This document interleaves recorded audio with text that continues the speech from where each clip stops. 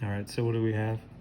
So these are chicken skin chips with a raclette foam and a blackberry jam.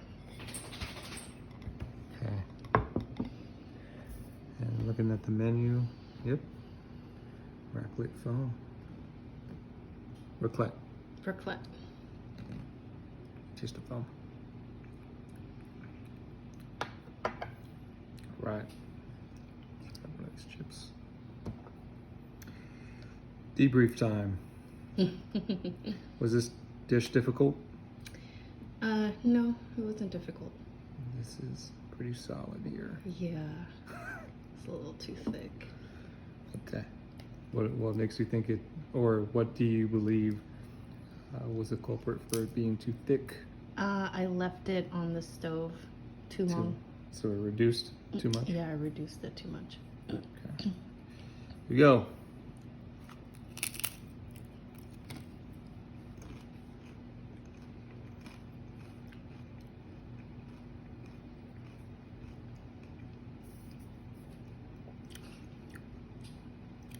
So it's quite nice. The chicken skin is dehydrated perfectly. As a crisp, it's not bendy. See, it snaps. Raclette foam is really good. No, you didn't use an icy on this, so you didn't use any gas to make that a foam. So you use that in the stand mixer. In the stand mixer. This right here, it's just a little bit gelatinous, but still has a good taste, and it brings sweetness to the salty chicken skin. So I would say for your first time, you did very well. No matter what happens, I think I'm blown away by the effort, and I can't wait for the next dish. So to me, I would say that for what you were trying to accomplish as a appetizer, if you want to call it that, or hors d'oeuvre, I'd say that that two of your components came out really well. This one just was lost a little bit on the time management of your stove, but very good. First try, thumbs up. All right, explain your dish. So this is basically tangerine shaved ice. It's made with tangerine juice and tangerine zest. Then we have white golden beets and Thai basil. All right. Right off the bat, presentation is better than the previous one. So there's always points in presentation, but presentation doesn't mean anything if it doesn't taste good. I love the Thai basil, not the most common ingredient to get out there, so that's a nice touch. And I see that you did a very thin slice on the beet, which is going to be nice. Now this typical dish is a cold dish. You're giving this to me at the beginning of a 4-course menu. Why? As a palate cleanser. As a palate cleanser. Okay, I've seen that before. I just wasn't sure where you pulled that from. So let's go ahead and taste this and see how it came out. Was this dish difficult to make? No. No. That's how it is in the beginning. We try to get these small dishes out. They're just a nibble on.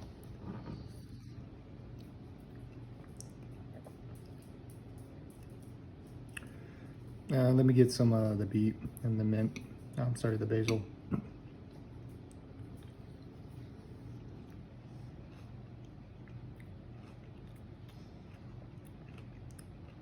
Yep. So, what do you think the star of the show is in this type of dish? To serve like what is looks like a Italian ice. I would say the white golden beets bring everything together.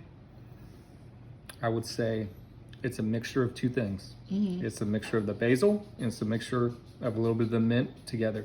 The beets, they don't really overpower anything. Like see what happens is you have the sweetness of the tangerine, right?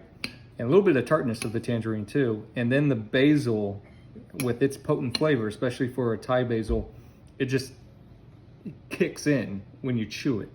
And so that's the reason why it tastes refreshing, but also herby at the same time.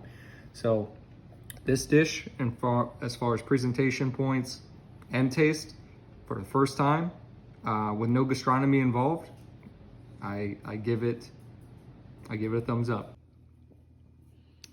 All right, so this is pork secreto with a black garlic butter sauce and diced rosé peaches. Okay. You're already making fun of me.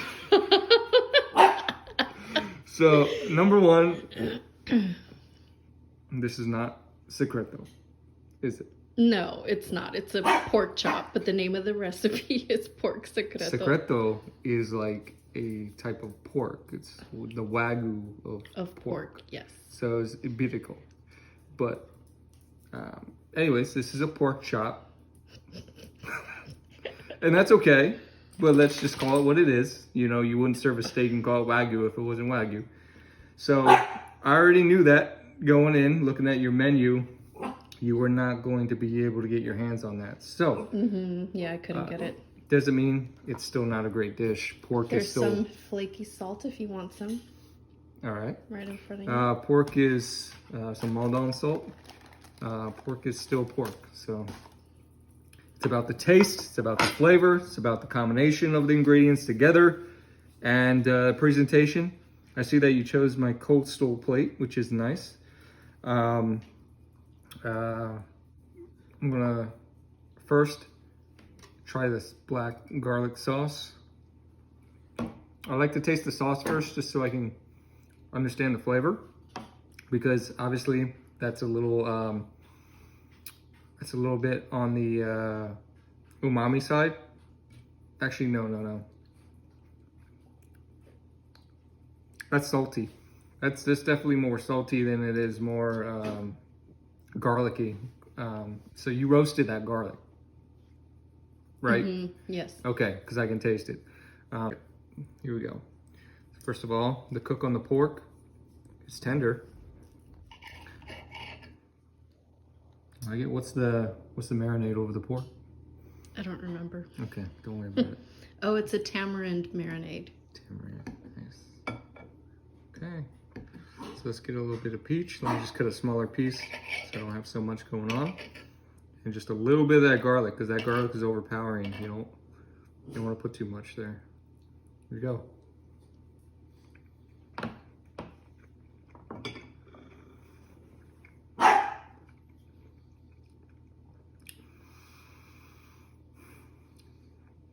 Okay. So normally, this is thyme right here. You see that? With thyme, you just strip it down the stalk. And you put that on the... Because I don't want to eat wood or sticks. Okay. So it was just there for decoration. Of course, but the number one rule is you don't want to put anything on a plate that someone's going to eat or accidentally eat because they don't know any better. So other than that, your components are all good. This is too much plated, because if someone was to take a big glop of this, now they just ruined too much. Like, that's too much. Okay. It's too overpowering. The pork isn't really going to come through. You're just going to taste the bitter roastiness of the black garlic. And the black garlic is different than regular garlic. It's much more pungent, but not as, it doesn't have much of a bite as regular garlic does. Overall, still a very impressive dish. And this is to make sure you got all the ingredients. Rosé, oh, that's right here. Okay. So for a minute there, when I saw rosé, I was thinking that you were going to make a rosé sauce or something. The peaches were marinated in rosé, pink peppercorns, and honey. Okay. So the rosé, even though I'm drinking rosé, it's also in the peach? Yes. Gotcha. Okay. Overall, again, your first time. It's good work. All right. Final dish. All right, so this is a pavlova with strawberries 3 ways. It is a strawberry meringue with whipped cream, strawberry jam, and pickled strawberries. Okay. What does 3 ways mean? There's strawberries in there 3 different ways. It's in the meringue, it's a jam, and then the pickled There strawberries. you go. 3 different. It's the same ingredient, but you 3 different ways. you prepared it different ways. Yes. Okay, very good.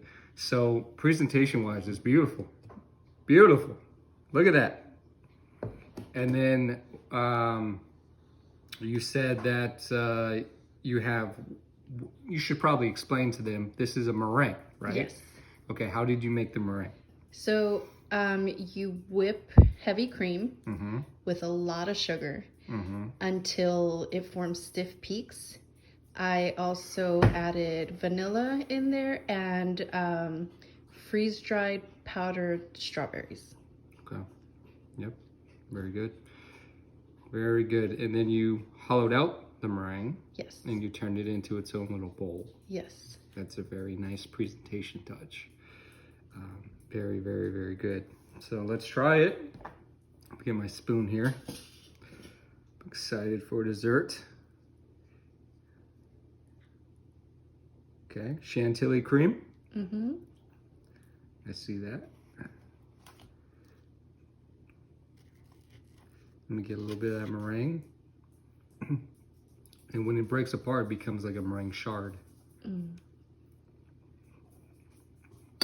Hmm.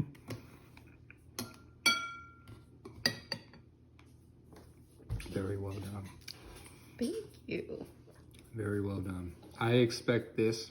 There's different levels of fine dining. There's like gastronomy fine dining, which is what I do. And then there's like fine dining that you would go out like in San Antonio and pay $200 and $300 for. This could be a dessert that is at this, it's not gastronomy because you didn't use any gastronomy techniques, but it is definitely restaurant quality. Yay! That's your best dish of the menu. Dish that's restaurant quality. Now, tell me, all of your complaints throughout this whole process Okay. of doing what I do. So overall, I think this is doable for anybody that wants to have a good meal or good meals at home. You don't have to pay hundreds of dollars to go out to a restaurant to eat good food. However, because this isn't my passion, I did find it very tedious, very tiring. There are a lot of steps and loads of dishes to do. Like I said, I do feel like this is something that I can accomplish myself. I know that the dishes weren't to perfection, but I am a beginner. This is my first time ever doing it. However, did I enjoy it? No. This is not my thing. I probably will not do this ever again for many years. It's not a lot of people's thing. Right. That's So I definitely understand. I I appreciate your passion for it because I don't have the patience for that. And you're very, very good at what you do. A lot of people don't. It's not as easy as it looks. Even the most basic dishes. I know earlier you said it wasn't difficult. It's not that the ingredients is a lot or it's the preparation. It's the mise en place, right?